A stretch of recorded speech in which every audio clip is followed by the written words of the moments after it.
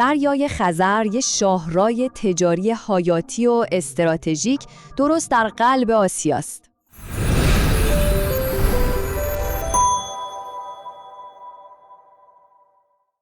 خب، کالاها چطور تو این آبراه مهم که چند تا کشور رو به هم وصل میکنه جابجا میشن؟ بیایید یه گشتی دور خزر بزنیم و با بنادر اصلی روسیه شروع کنیم. بندر آستراخان با 26 اسکلش یه جورایی همه کار است.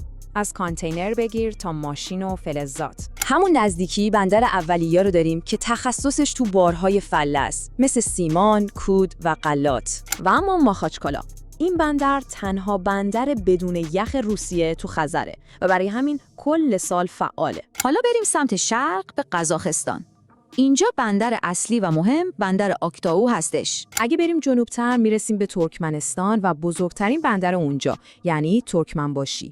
و در آخر میریم به ساحل غربی و بندر پر رفت آمد باکو تو آذربایجان. ظرفیت جابجایی کانتینر تو بندر باکو واقعاً شگفت‌انگیزه. 100,000 کانتینر 20 فوتی. خب این همه بار و کالا چطوری جابجا میشن؟ کلاً 2 تا روش اصلی داریم. کالاها یا تو کانتینرهای استاندارد حمل میشن یا به صورت بار فله مثل غلات و فلزات. سیستم کانتینری خیلی متنوع، سایزهای مختلف داره و حتی کانتینر یخچالی هم توش پیدا میشه. اما قسمت جالب ماجرا اینه که این بنادر چطور به مسیرهای زمینی وصل میشن. روندش هم اینطوریه.